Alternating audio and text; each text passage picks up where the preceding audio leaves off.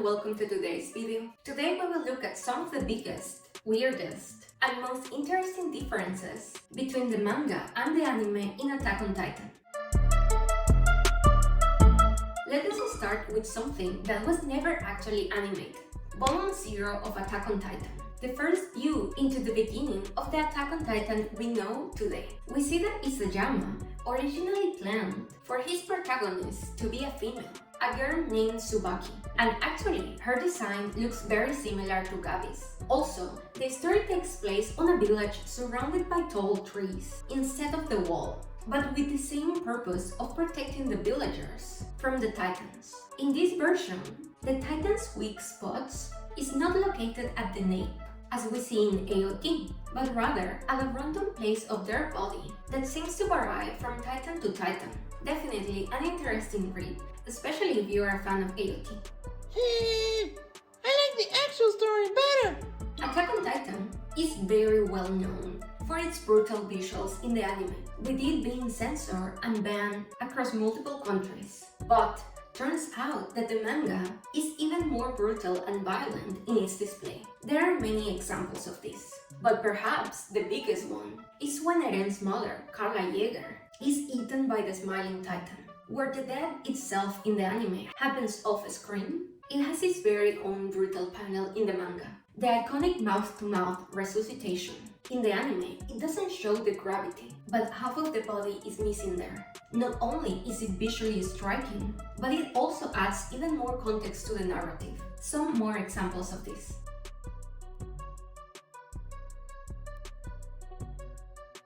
The anime certainly does not hold back on its brutality, but maybe starting the series off like that could have narrowed the audience group too much. Mikasa had much more personality and character in the manga, separating her character from the eminent soldier who follows Eren almost blindly. In the manga, she is much more expressive with her emotions towards the others besides Eren. In the anime, in the very first chapter of Attack on Titan, while we see Eren dreaming and seeing glimpses of foreshadowing of events to come, in the manga, we instead see Mikasa waking Eren from dreaming with the iconic line, "See you later, Eren." He wakes up confused and asks her when her hair got so long, as in that panel appears shorter, indicating that he was dreaming her saying those words. In the manga, a reference from the first chapter to the very last one. But this part of the dream is not shown until the very last episode of the anime. In the manga, Mikasa is the one who discovers the Titans inside the walls, after the female Titan rips a hole as Mikasa cuts her fingers off. In the anime, the moment the Titan inside the wall is first revealed is as a cliffhanger for Season 2, where in the opening for the first episode, a group of random soldiers are shown as the ones discovering it. We see multiple times Mikasa getting a headache in the manga, usually whenever someone she cares about is in danger, which more likely stems from when her parents were murdered and her powers awoke. In the anime, these moments are fewer and with less detail. During the rumbling, when Rainer and Jean are hanging from the air and about to get attacked by Titans, Mikasa is seen moving between them and Connie, but in the manga is shown how she saves them from a Titan, moments after saving Connie, before the rest of the gang arrives on Falco. There is as well a moment where Armin is expressing shady plans and ideas, only to pull back right after. And Mikasa says she doesn't remember raising him that way. This was completely eliminated in the anime, where Armin instead is giving up, stating that all is hopeless, no matter what they do, and that they are not good people. And Mikasa's response is simply,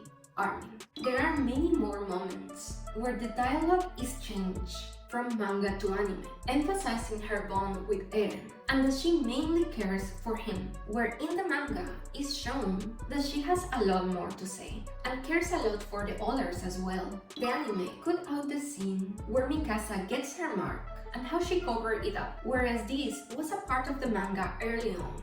So when the mark is finally portrayed in season 4 in the anime adaptation, it was a bit of a weird sight for the fanbase, as the mark had previously been left out of the story, only to suddenly appear in season 4. Wow, they really did a number on her in the anime. I thought you could only say Eren. The introduction of the likes of Connie, Jane, Annie, and Sasha happened much later in the manga, compared to in the anime, as the characters were so popular from the manga. They got much more screen time than in the manga, where their introductions are only shown in a flashback later on the story. The anime also portrays their character development more earlier on the storytelling, helping create a connection between the character and the viewer prior to the early battles between the Eldians and the Titans, where the manga flashbacks to the group's hardships and training is shown much later on. Connie and Hanch go to Connie's village to compare a family picture with his mother, now as a Titan. This section in the manga portrays Connie's realization that Rainier lied to him to protect the truth of the pure Titans to come out. This gets us more in depth with the grief and harsh reality Connie finds himself in. And furthermore, it shows the moment where Hanch realizes where pure Titans came from. And this faces her with the fact that her Titan experiments were indeed done on former fellow humans. If you haven't already watched our short on Pure Titans, here you go. What is inside a pure Titan? Unlike the 9 Titans, where the shifter can be found inside as a driver, there is no one inside the pure Titans. The Titan is the person. This was cut in the anime, but is answered and confirmed in the manga.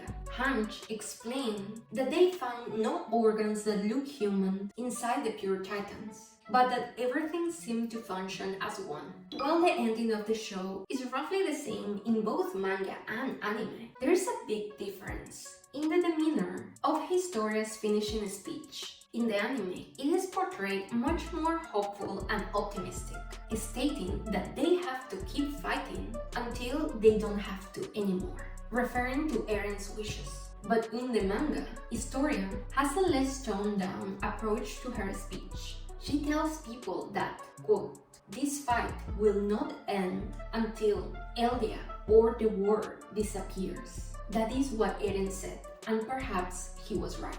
In the anime, we see Historia a bit randomly hitting Levi, to the shock of all the others. However, there is a deeper meaning to this, which is only shown in the manga. Here, we first see Levi pressuring Historia to become queen, and goes on to share information that the Reyes family are the true royalty. But Historia has doubts about taking on the role as queen. But Levi grabs her by the collar, telling her to follow the plan. Demo Reeves then tells her to smack Levi once she becomes queen, hence the punch on Levi we see. The anime, on the other hand, from the very start showed very detailed, dramatic and dynamic visuals that stood out for its high quality among the viewers. This isn't just the case for the action-packed scenes, where most panels manage to capture the action fairly well, but the bigger difference is often found in the calmer scenes. Example, in the first episode of the anime, where Mikasa tells Carla that Eren wants to join the Survey Corps, the interactions and drama sees a significant change from manga to anime, as you can see here. In the anime, Eren hesitates in his interaction with Pixies about fulfilling his part in the mission in the Trust District, whereas in the manga, he immediately agrees to the role. Prior to his fight with Annie, Eren has trouble transforming into his Titan form. In the manga, it takes a reality check from Mikasa to make him ready. The word is cruel. But in the anime, this struggle carries on where he gets trapped under some rubble. At first, Eren gets caught up in his failure and doesn't manage to transform until he remembers his rage towards the Titans. While birds clearly have a significance in the world of Attack on Titan and is undoubtedly a sign of freedom, there are moments in both the anime and the manga where it seems like Eren can actually control and see through birds' eyes. While some of these moments are easy to miss in the anime, it is much clearer in the manga. The first time we see this is when Eren enters the paths and has the memory of Falco laying on the ground from the point of view of the bird that was flying above him. Another is when he sees the Alliance going to stop him on the ship and on the battlefield moments before releasing the rumbling on Marley's soldiers. Wow! He can really see through a bird's eyes? I want that power too! Here is an anime only, although appearing in multiple of Zeke's flashbacks and memories, as well as meeting Eren in Marley when he went undercover. The fate of their grandparents are unknown at the end of the manga, whereas in the anime, we briefly see them in an abandoned prison in Marley, falling victims of the rumbling. The display of the Titans, manga versus anime. We have a real manga over anime winner here. The colossal Titan is portrayed brutal, dominating, and frightening, almost beyond measure in the manga, whereas the CGI staging of this giant certainly had its limitations, and has a few moments where words like intimidating and dominating doesn't quite match the description. Oh my god, we could definitely have been without that amount of CGI. Later changes in Season 3 because Isayama himself was not satisfied with his own work, where Season 3 Part 2 of the anime might be the most one-to-one adaptation of the manga. Part 1 is for sure the least similar, at least in terms of order of events. The anime scrambles around different manga chapters, especially in the first episode of Part 1. These changes were made due to Isayama's own dissatisfaction with the manga from volume 13 to volume 16. A lot of manga content was as well eliminated from the anime adaptation in Season 3 Part 1. For example, the problems inside the walls. Demon Reeves decides to join and trusts the Survey Corps. This is run over briefly in the anime, whereas in the manga, Levi brings Reeves on the top of the wall in the Trust District, where Levi emphasizes on Eren's importance in the security of the people inside the walls and the fight against the Titans. Reeves never makes a deal with the interior military police in the manga, but merely explains that he had no choice but to follow along the orders to keep himself and his employees from losing everything. Reeves had no interest in working with the military police in the first place, but he was rather forced to, and Levi wins over Reeves to help the Survey Corps to treat the military police, while securing food and good conditions for them.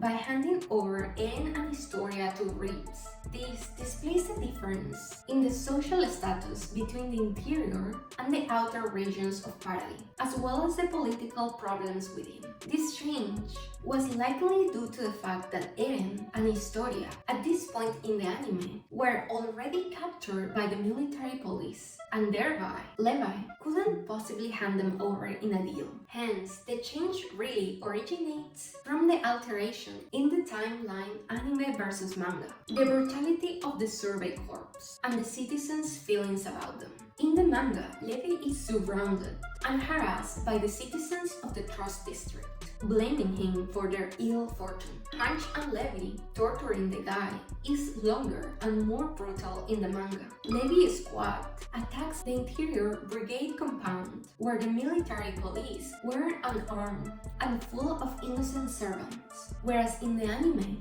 they attack a checkpoint with untrained military police. Fun fact from Levi's No Regrets manga, not included in the anime adaptation. In an extra edition, Levi's mysterious tests, we see Keith Shady's initiation rite to welcome the new cadets, where he corrects their behavior and salutes harshly. He tries to test Levi by headbutting him. However, Levi doesn't even flinch. This changes Shady's approach to managing and guiding new recruits who appear to have a rough background, as he carries on without testing those. The gothic Mikasa and the nerdy Armin we see from the end credits of Attack on Titan: The Last Attack were highlighted when Eren first entered the paths, when Zeke catches his head This was an explicit request from Isayama, as in the manga, it was only a detail in the top left corner of the page, where you can barely notice it.